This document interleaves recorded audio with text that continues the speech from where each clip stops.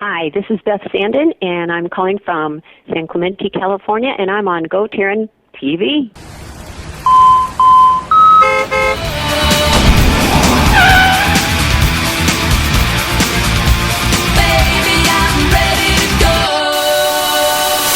Hey everybody, welcome to GoTarryn TV. I'm Tarryn, the traveling trainer from Atlanta, Georgia. Today's episode 485, and we're in for a real treat. As you heard, all the way from San Clemente, California, for the very first time here on GoTarryn TV, we have Beth Sanden on the line. Beth, how are you doing out there? Doing great. A little rainy out here, but sure is welcomed.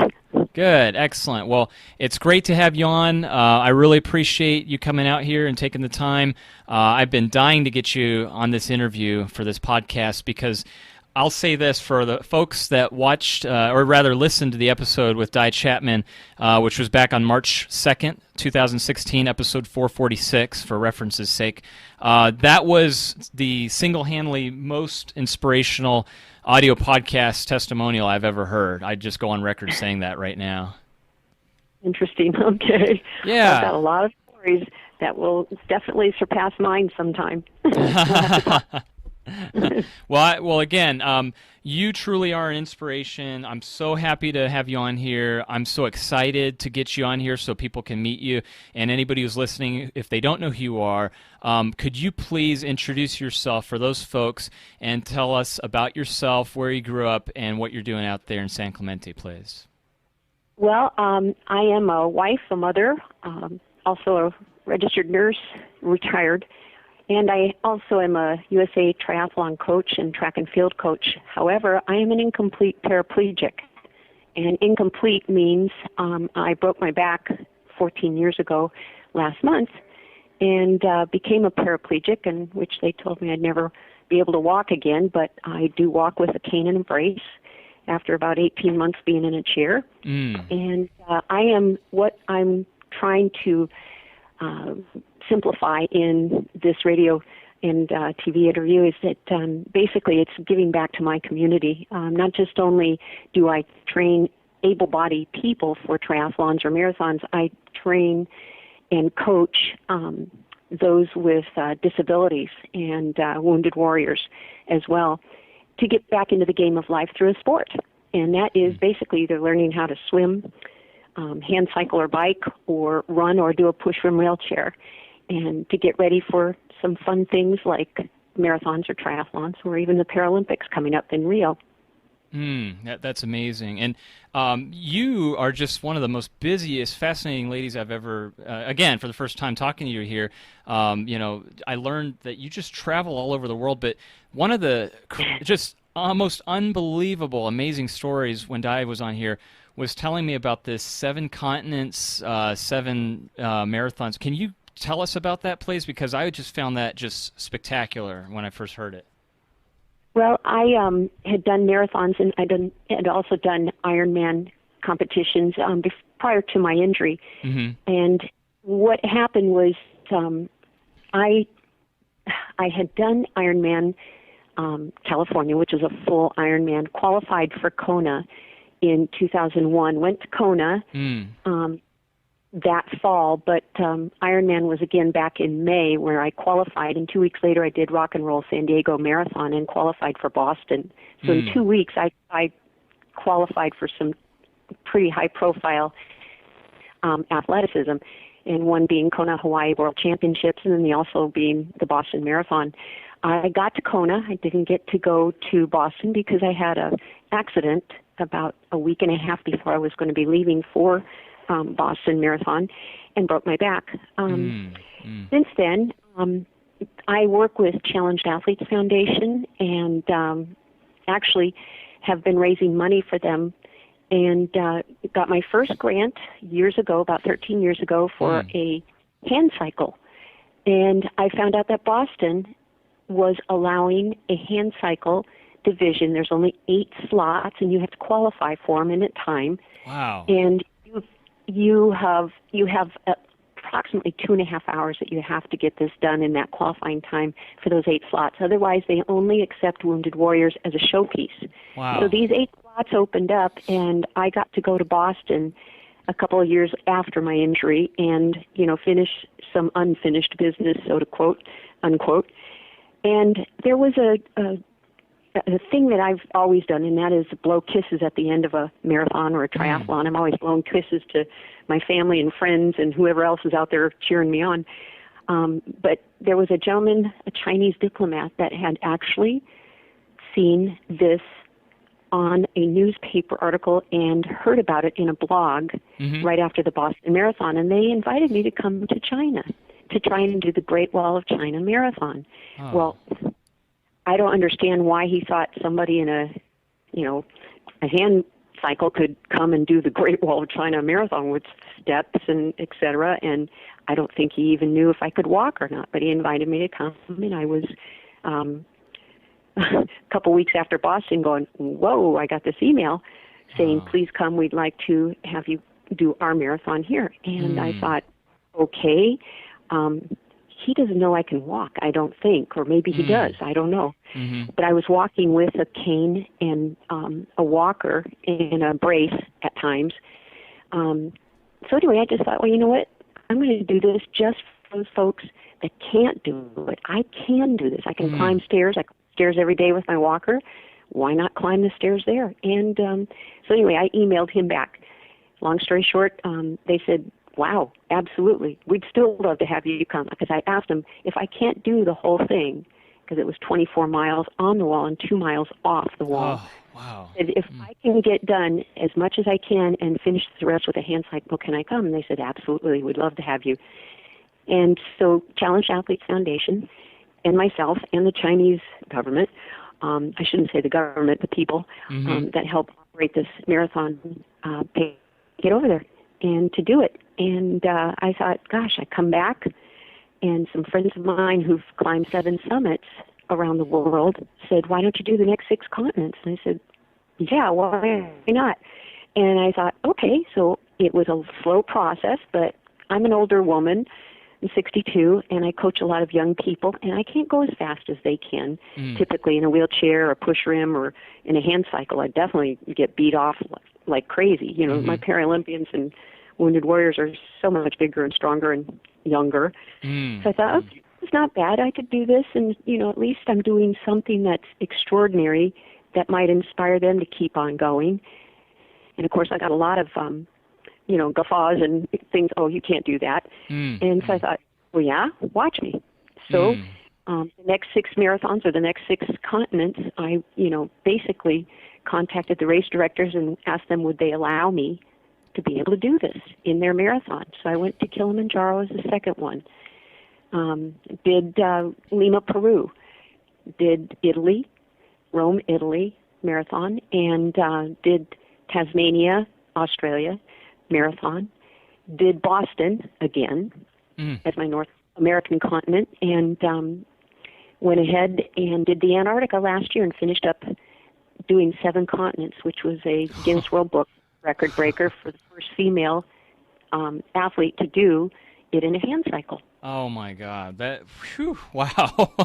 I'm just drained just thinking about that. I can't imagine your life experience being able to do what you did. That is just incredible. Can you take us through some of these continents? Start back from, okay, so after China, what was the next continent you did after that, Beth? We did actually Tanzania, which is East Africa.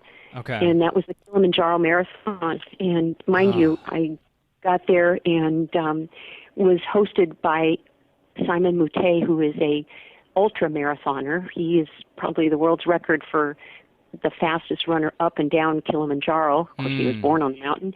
But he does Western States and all sorts of different ultra marathons around the world. He's about 6'5" and 170 pounds. He's a big guy. But an endurance runner. And he hosted me on his coffee bean farm. And I actually enjoyed him. And I have to honestly say I enjoyed the dinner, the carbo loading before the night before the race, but I woke up at 3 a.m. and having the worst food poisoning attack I ever got in my life. Oh, my God. And for 3.5 hours before they came to get me to go down the mountain and go do the marathon, I was tossing my cookies and praying a lot on my knees near the toilet, and basically survived that marathon. Wow. It took me over 4.5 hours to do it because there's a climb, and then also it was 90 degrees out, and having food poisoning. I lived on Coca-Cola. Thank God they had it. God. And wow.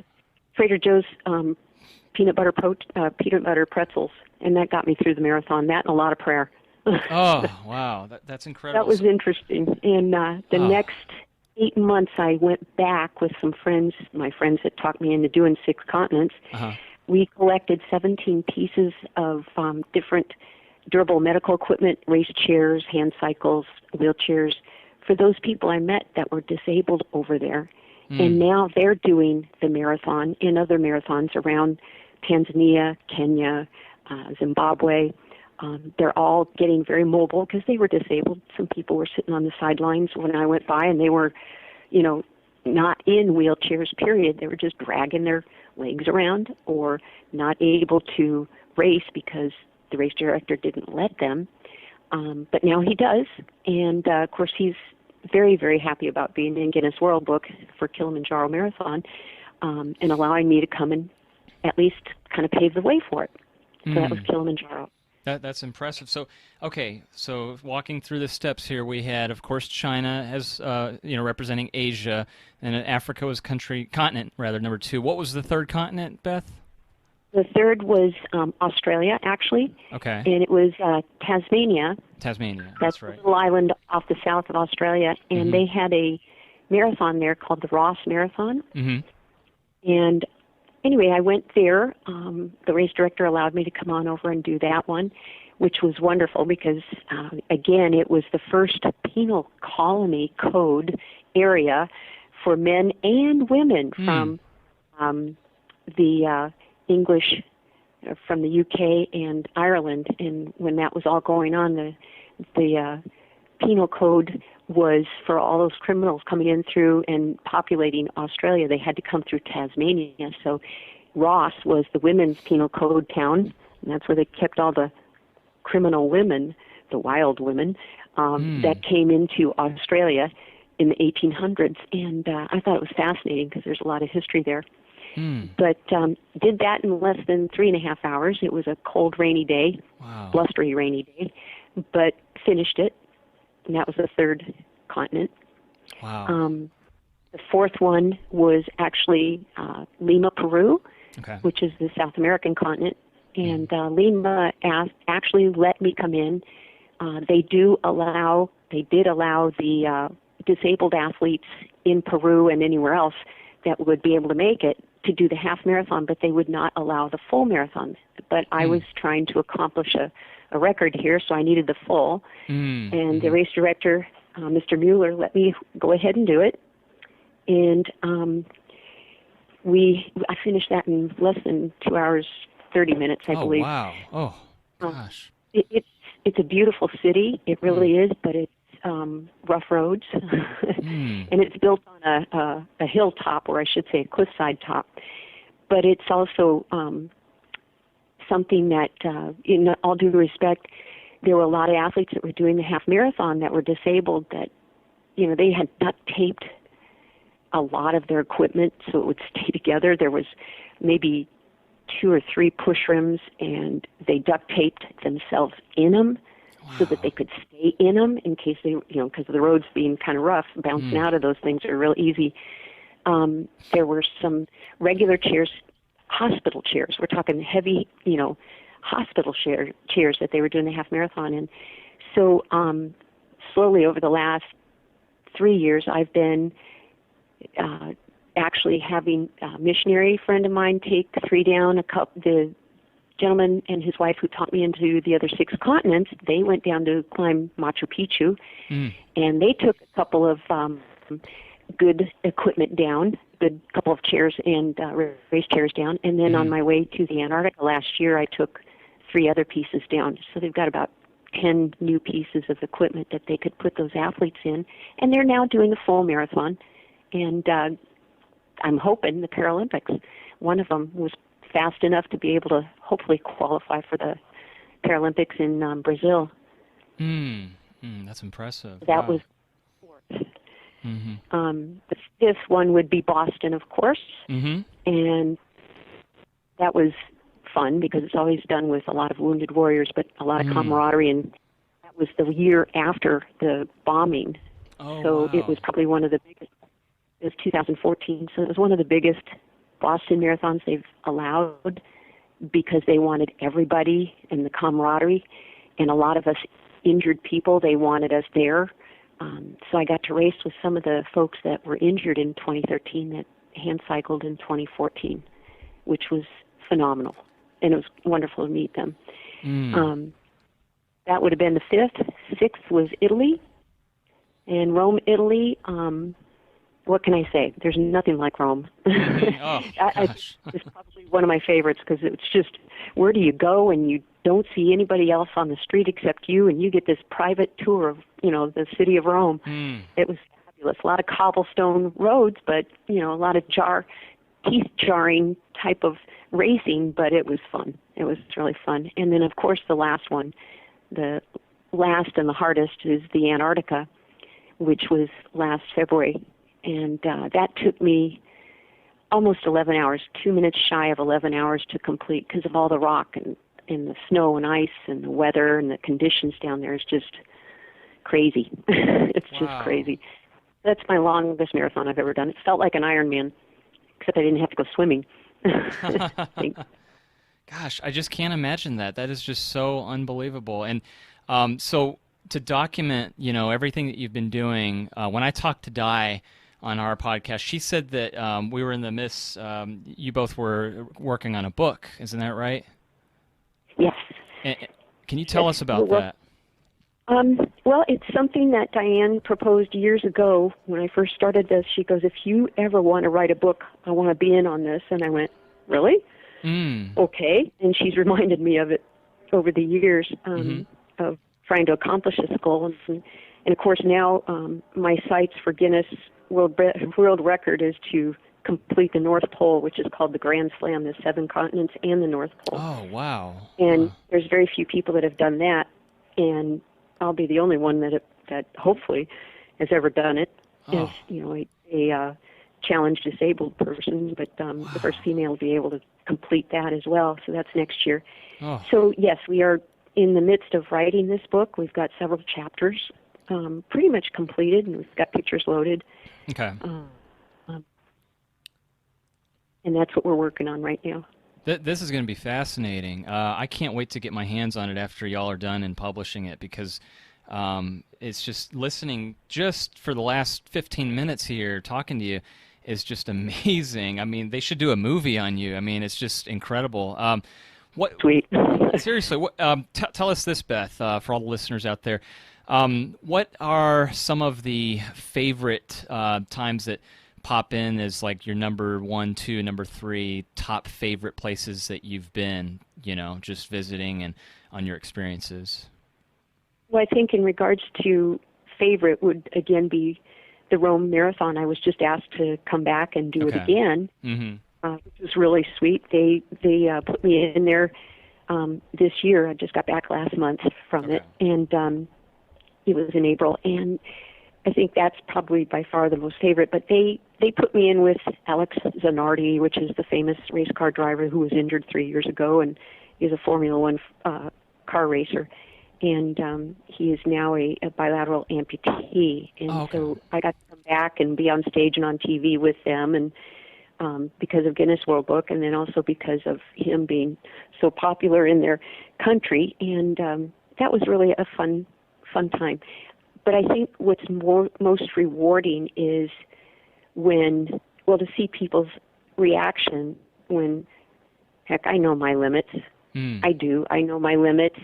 And there's been a lot of times I've had to really kind of sit back and go, wow, I did that? And it's like, I like to see people's reactions when, somebody who walks kind of funny and, again, who spent 3.5, 4 months in a hospital and 2 years of trying to get back to some kind of normalcy as a mother and a wife and an athlete and a career person. It's fun to watch those people's reaction when they see what goals have been accomplished, but it's more fun to see when I have people who are going through this transition time. Of course, it's a grieving time for some that are injured. And I see it in those people when I was in Africa or when I was in South America, in Lima.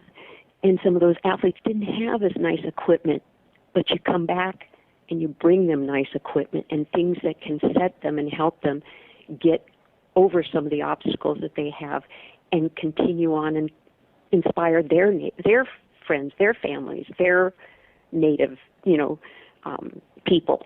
And I think that's what's so rewarding, going back to Kilimanjaro and then back to Lima and helping them out. Those would be the most experiential.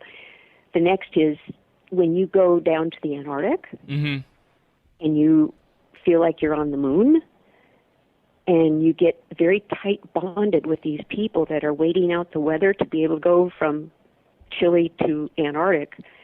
And we get delayed 2 or 3 times in the airport going, wow. It's amazing, because now I've got some friends, 3 of my friends went up to do the North Pole. And they said, it's amazing how very few make this trip or go from the Antarctic to the Arctic. And it's a real close-knit group right now. And we have been and have remained that way for the last year because we've all been in contact with each other. Of course, when I was in the Antarctic and they were complaining about little things, like we couldn't get over to the Antarctic because there was the snow, the weather was terrible. And we'd sit at the airport and you could see we were singing to each other. In fact, another one bites the dust because they couldn't take it. They had to leave. So they left. They didn't even go. They got on the next plane out of Chile to Santiago to go back home. They couldn't wait. They didn't have the patience to wait the weather out. We did that a second time, and it was just a small group of us that just kind of went, well, I wonder when the next one's, another one eats the dust, singing that song, another one eats the dust. And it's amazing, this tight group that I got involved with in the Antarctica, and we finally made it over on the 3rd try, how tight we've remained and encouraging we've been to each other, trying to, achieve some goals in our lives. And, of course, they all stood back and waited for me to end the race because I was the last one in. But they were just amazed that I did it all with my arms. Oh, gosh, wow. And they didn't realize until afterwards, holy cow, she just did that whole thing, 11 hours, almost in arms. We did it with our legs, but we have nothing to complain about. She did it with her arms. And yeah, well, that's how I do everything. Anyway, it's fun. Experience. There's a lot to experience when you travel like that.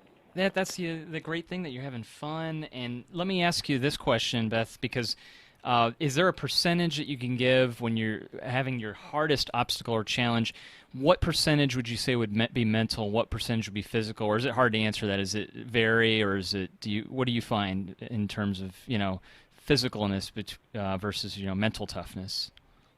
Well, when I was able-bodied, usually around mile 88 in Ironman, you go, oh man, this is where the brain comes in, mind over matter. You do it. Sure. But I'd say the first 5 miles of any marathon or triathlon right now is, after that, it's all mental because we all with our arms.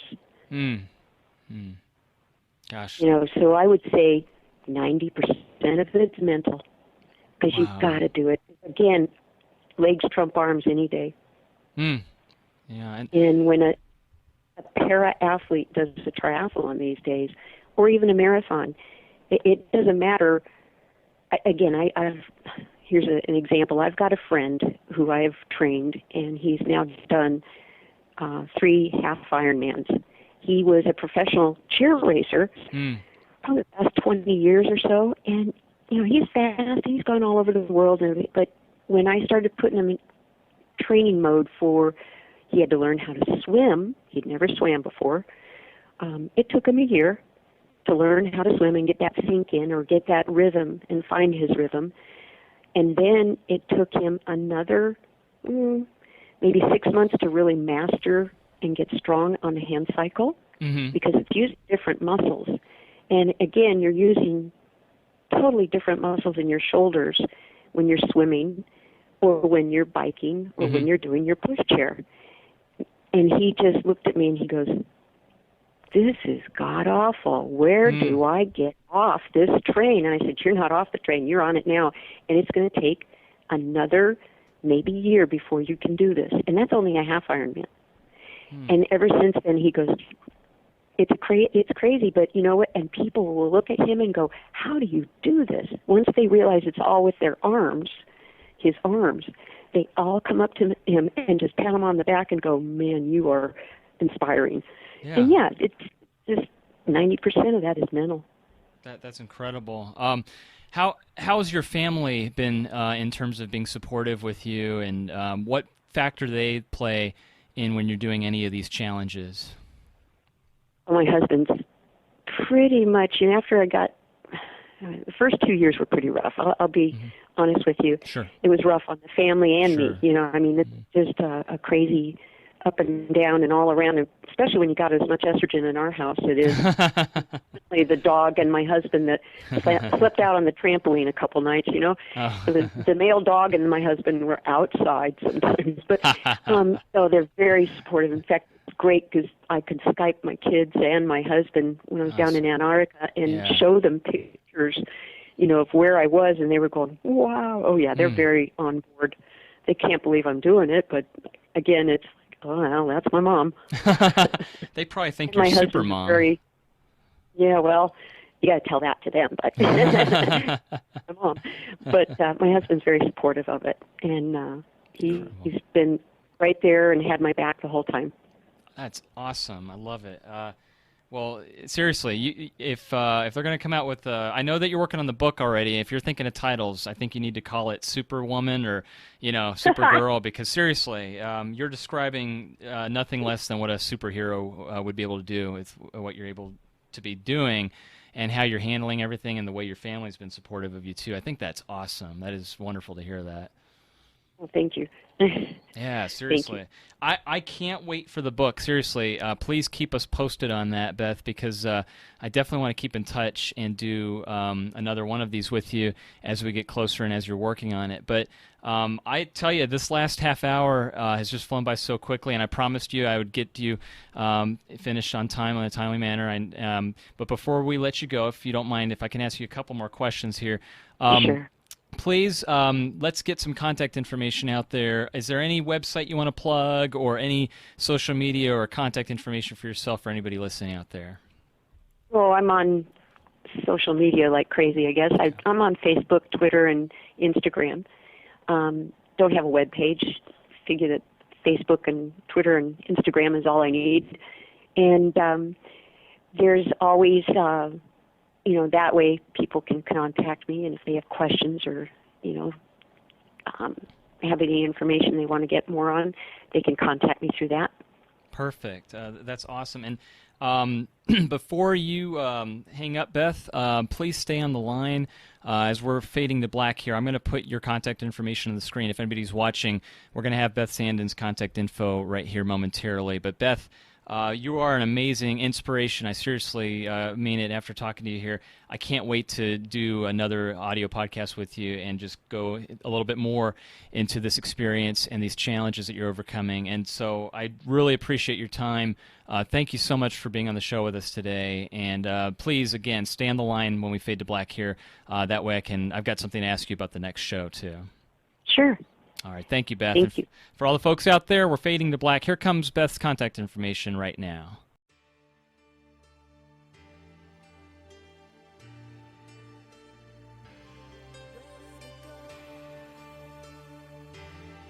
Okay, everybody, there you have it, the audio podcast with Beth Sanden right here on GoTarryn TV. She is a USA triathlon coach and a true inspiration. I've said it before, and I'll go on the record saying it again. She is the most inspiring success story that I've ever interviewed here on GoTarryn TV. So Beth, just a wonderful interview with you one-on-one. I can't wait to have you back on. Like I said, I'm going to plan to have you return with Di Chapman, who will be writing your book along with you, and I am truly looking forward to that as well. I want to thank everybody else for watching today's video blog, and again, listening to the audio podcast with Beth Sanden. You got to check her out today, folks, and make sure you connect with her and tell her you saw her right here on GoTarryn TV. In the meantime, I would love everyone out there to have a wonderful rest of your day, wherever you're watching me from. And please make sure to do the following for myself. If you could please like GoTarryn on Facebook, subscribe to GoTarryn on YouTube, and follow GoTarryn on Twitter. That'll keep you connected with Tarryn, the traveling trainer of GoTarryn Personal Training, who tells each and every one of you that it's your time, it's your investment, it's your life. Thanks so much for watching, folks. We'll see you on the next video blog. Bye-bye.